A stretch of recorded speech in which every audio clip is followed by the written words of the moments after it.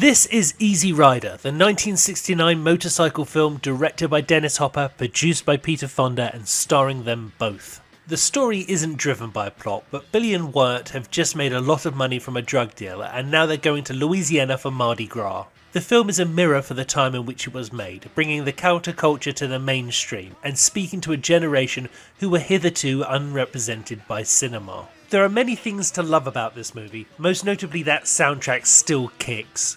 But while I appreciate what this movie did for the history of cinema, and I like a lot of bits in there, I don't love the movie on the whole. What was that, man? What the hell was that, man? To my taste, there is a little too much in the way of driving montages and not enough in the way of plot. Do I mean plot? Because the whole point is it doesn't have a plot. I mean narrative drive, yes.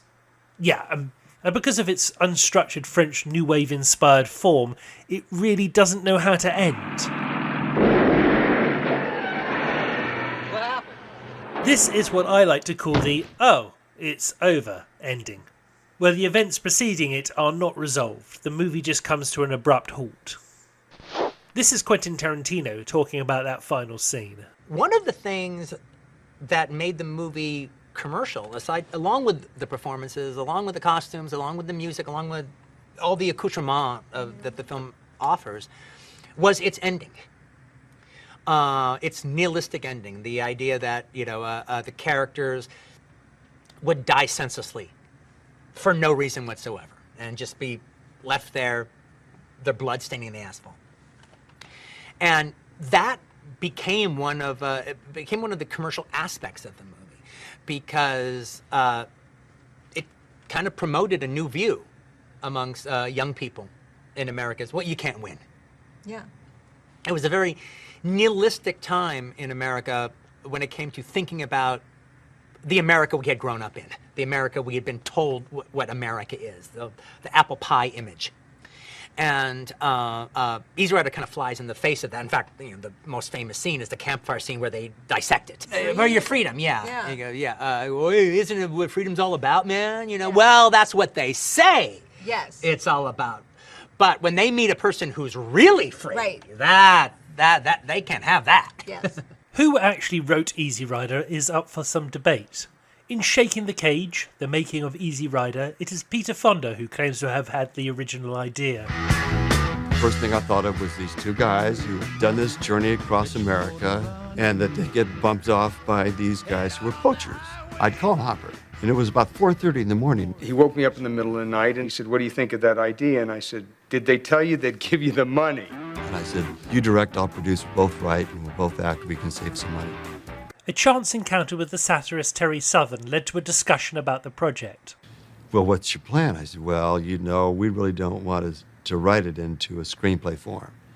We're too impatient for it. So we want to find somebody who will just mechanically write it into screenplay form for us, and then we'll go out and shoot the film." Terry said, "I'm your guy."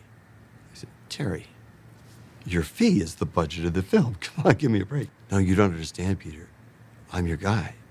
We all got together and began to work it out. By the time we'd spent about 5 days together, we had it locked into a story that I recorded on tape, and it was transcribed and made out of 21 pages, and that's what we went back to Hollywood with. Peter refers to that as a script, but at 21 pages long, it sounds more like a treatment. Terry Southern had been one of the original producers, and Terry ducked out after the New Orleans debacle. So we made a deal with Terry to be one of the writers on the project.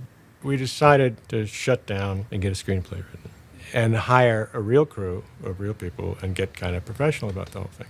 This is Dennis Hopper talking about the writing of the script with my nemesis, Mark Cousins, on a program called Scene by Scene back in 2001. And who wrote that? Well, first of all, there's been this incredible, thing about Terry Southern having written Easy Rider. Terry Southern didn't write one word of Easy Rider. Not one of his ideas is incorporated in Easy Rider.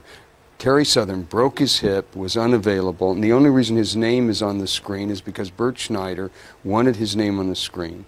The title Easy Rider is Terry Southern's. Beyond that, Peter and I had talked out the whole screenplay, and they were supposed to write it while I was off finding locations. I call and find out they haven't written anything. I get a secretary and I dictate the whole screenplay in 10 days and come out with not a great masterpiece. And then after that, 80% of the film is improvised. This scene was written by me. So that's the story. And then after that, unfortunately, Terry didn't have a percentage of the movie, but when it became famous, then he started calling me and saying, I want a percentage, I want some money, I'm having problems financially. And then he convinced his son, which is really pathetic to me, his son that he had written it. And then on, and this has become a big, big thing, and it's been things printed in the New Yorker and all over the place. And it really hurts me. It's one of my really, really prized things that I've done. Has nothing to do with Terry Southern. Absolutely nothing except the title Easy Rider. It's such a thorn in my side, and I mean... Did you not try to challenge him legally or something before he died? No, he died before I could do that. And yet, this is one of the stars, Karen Black, talking about a scene they filmed after a bout of drug-induced insomnia. So Peter said, take this, and you'll sleep. What is it? He says, it's a sleeping pill. Yeah?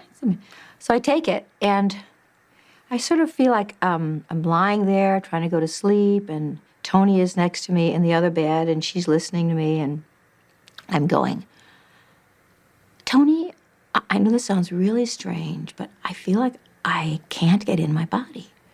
I feel like I can feel the outside of my skin. It feels really cool and cold, and I can't go to sleep because I'm out. I can't get in. So she wakes up in the morning, she says, Karen said the most wonderful things last night. Why doesn't she say them in the movie? I can feel the outside, but I can't feel the inside. Oh, dear God, please let it be. I'm right out here. You shall come to judge the living and the dead. I believe it. Okay, so guess who's writing the scene? Karen. I've got this wacky typewriter in this Winnebago, and Terry Southern is sitting across from me going, I really love underpants. Do you think that we could have a scene where you take your underpants off and stuff them in a rock? Please help me to conceive a child. In my own experience, people overestimate the amount of input they've had on a script. I've had people give me a couple of notes before and then expected to be credited as a co-writer. That's why it's best to let the Writers Guild decide who gets credited for what. But I wouldn't be surprised if that "oh, it's over" ending was the work of Terry Southern. It's entirely due to the orgone box. Not much light in here. It's a little spooky. He said it gave off this strange blue. Damn. Well, that looks like. You like to get in there, Terry? I'll get in there if you will. I'll get in. All right. I'll get in there with you. Okay. Terry Southern's first screenplay credit was on the Stanley Kubrick Cold War classic, Dr. Strangelove. We developed the screenplay as a straight drama, a straight suspense story. We would work late into the night, and there were times when it got to be well past midnight, and we started to get a little silly and a little giddy, and started to imagine what it would be like if all of these people in the war room with this terrible problem were hungry and had to eat. I mean, this is the silly stuff that we started to think about. What would they call out to the Gaiety delicatessen? You don't have any fresh fish? I'm afraid not, sir. Your eggs, then, they are fresh? Oh, yes, sir. I will have poached eggs. Kubrick realized that this stuff was so incredible that it could only be taken in and absorbed through a comic lens, through a satiric lens.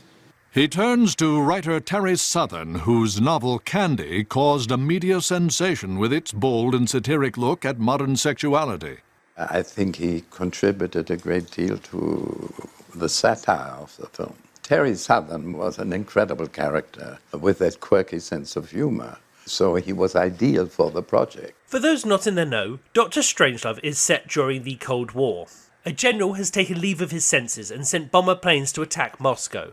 The film follows the panic to ensure damage limitations after the worst-case scenario has become a reality, and just when it builds to a fever pitch... Oh, it's over! Hello? Hello, Dimitri. Listen, I can't hear too well. Do you suppose you could turn the music down just a little? Oh, that's much better. As I write this, I am aware that referring to a giant nuclear explosion as an anticlimax sounds a little odd, but it's because the story threads are abandoned. And in this scenario, I would probably say that is the correct ending for this movie. But a different one was scripted and shot. The climax to Dr. Strangelove turns out to be the most famous, unseen sequence in the history of motion pictures. Kubrick shoots the ultimate slapstick sequence, a cream pie fight which reduces the war room to chaos. From the beginning, it is doubtful as to whether it will be left in the final cut. The studio had told them that early on, that we know what you're going to try to do. It's going to be one take only.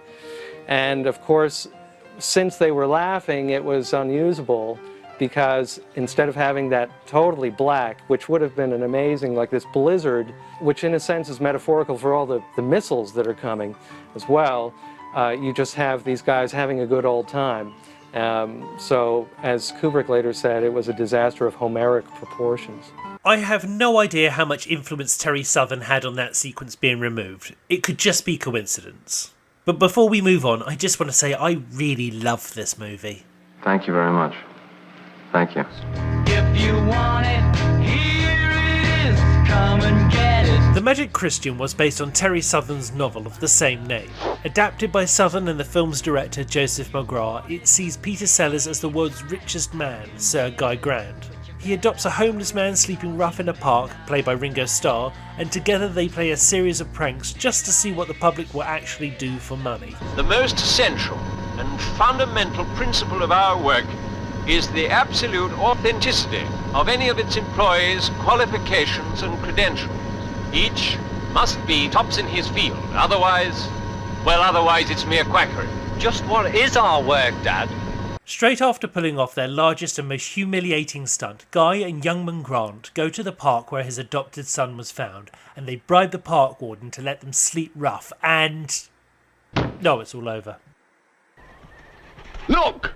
The dogs are on point, Guy. Yes, so they are, Lionel, so they are. Still in all, I don't fancy relying entirely on dogs, do you? Hey, what? Hit the deck! Now for a good, clean kill. Blast! Missed. Over to you, Red Leader 1. No one could accuse this film of being subtle. It's basically the story of some sort of proto-Elon Musk doing whatever he wants with obscene amounts of money. The only other ending I could have seen working is the Peter Sellers character becoming destitute and penniless. But in its released version, such things are not even hinted at.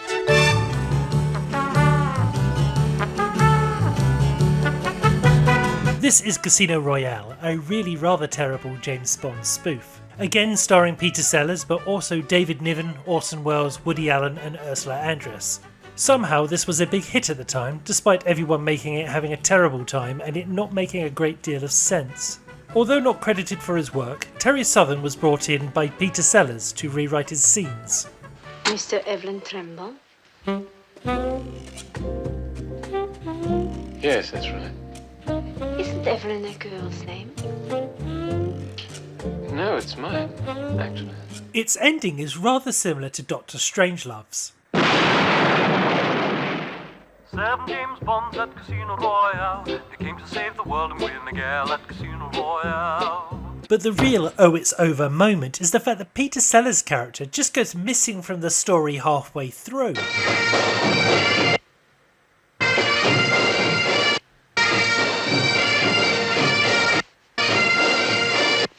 He's tortured by Orson Welles, and then there's a dream sequence, and then we don't see Sellers again until the end credits. And the strangest thing is that doesn't really feel odd. Almost every scene in this film leaves you thinking, oh, it's over, whilst also leaving you wondering when this movie's actually going to end. Grand Prix enthusiasts may be worried by the amount of time it's taken me to get into this Lotus Formula 3. What they don't realize is that although Le Chiffre thinks he has a faster car than me, I am faster in my Lotus Formula 3. Apparently Peter Sellers walked off set before filming was complete. And with the benefit of hindsight, I'd say that was probably a good move.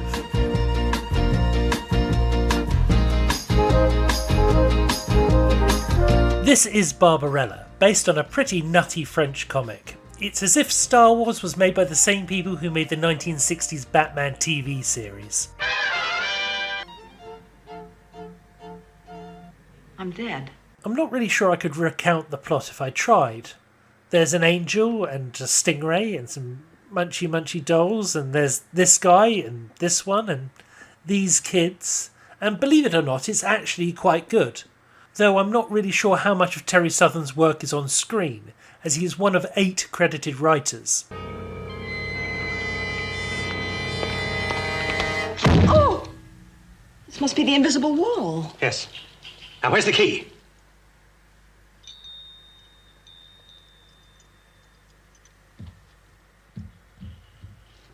Come on, stop stalling. I'm trying to find the keyhole. And because there are exceptions to all rules, this film doesn't have an "oh, it's over" ending, but it is shot like one. Pygar? What did you save her for after all the terrible things she's done to you? An angel has no memory. This is how it ends. The angel saves one of the antagonists as well as Barbarella, but it's the choice of shot with them flying towards camera which gives the viewer the expectation that something else is going to happen. But, oh, it's over. If they'd shot it like this, with the angel saying his line about having no memory, and then there was a shot from behind where they fly into the distance, it would be clear that the story has come to an end. The films of Terry Southern are not for everyone, but I would consider myself to be a fan, and the "oh, it's over" ending can be used to great effect, especially